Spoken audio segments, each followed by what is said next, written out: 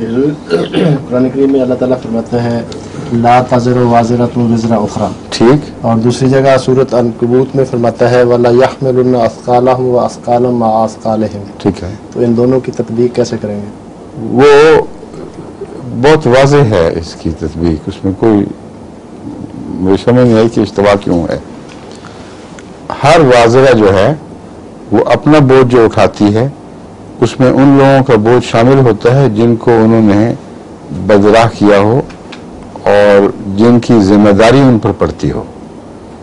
वल तंजुर नफ्सु मा क़द्दमत लिग़द, क्या इसका ये मतलब है कि हर इंसान चाहे अपने बच्चों को बेकार बना दे, बदकार बना दे, गुनहगार करके छोड़ दे, तो इसलिए वो नहीं उसको नुकसान पहुंचेगा कि वाज़िरतुन विज़रा उख़रा वाली आयत सामने आ जाएगी। वाज़िरा में तमाम माहौलियाती जिम्मेदारियां शामिल हैं, तमाम बद असरात जो लोगों पर छोड़े जाते हैं।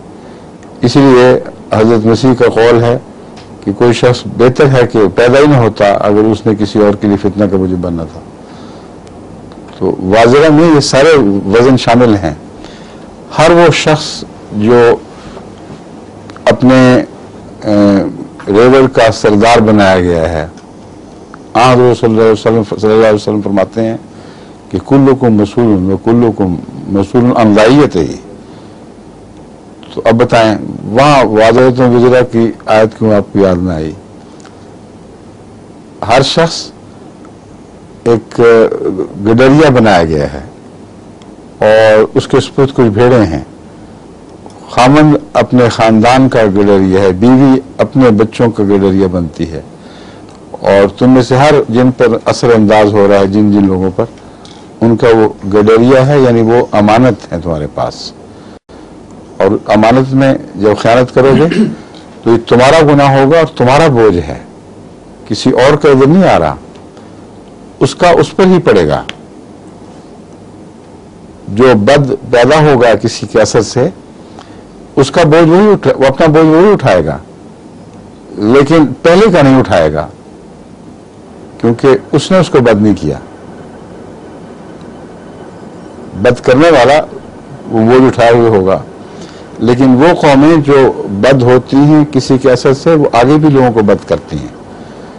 इसलिए उनका ये मुतालबा जायज़ नहीं होता कि इन्होंने हमें बद किया था इसलिए इनको दोहरा अजाब दिया जाए, क्योंकि ऐसे बद किरदार जो बड़ों की गलत बातें पकड़कर खुद गंदे हो जाएं, वो मुझे याद नहीं कोई इस्तिस्ना, मगर सिवाय इसके कि वो कोई नबी की से रोशनी पाकर कोई तौबा कर ले, ऐसे लोग हमेशा अपनी औलाद को वही कुछ बनाते हैं जो उन्होंने खुद किसी और से सीखा हो।